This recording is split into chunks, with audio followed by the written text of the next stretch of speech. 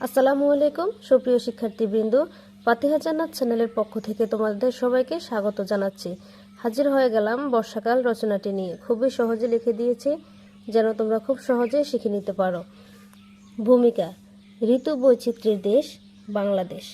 প্রতি 2 মাস পর পর প্রতিটি ঋতু পালাক্রমে নতুন সাজে হাজির হয়। গ্রীষ্মের পরে আসে বর্ষা, এটি বছরের দ্বিতীয় ঋতু।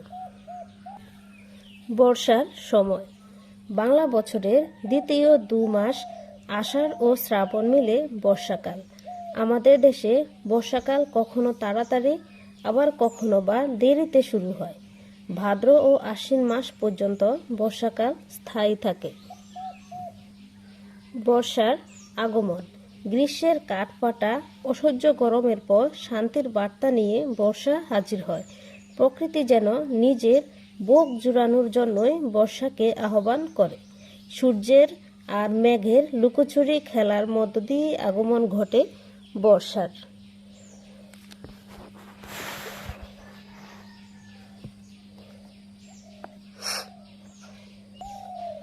বর্ষার রূপ: বর্ষা ঋতুতে আকাশ মেঘাচ্ছন্ন থাকে, কখনো রোদ আবার কখনো বৃষ্টি, কখনো ইলশিগুড়ি আবার কখনো মুষলধারে বৃষ্টি পড়ে। বর্ষার পানিতে নদী নালা খাল বিল ভরে একাকার হয়ে যায়। চারদিকে পানি থই থই করে। বর্ষাকালে যাতায়াতের জন্য নৌকা, ডিঙ্গি, ভেলা প্রভৃতি ব্যবহার করা হয়। বর্ষার প্রাকৃতিক সৌন্দর্য: বর্ষা প্রকৃতিকে নতুন সাজে সাজায়। বৃষ্টির ফলে গাছপালা, তৃণলতা ও সবুজ শস্য সতেজ হয়ে ওঠে।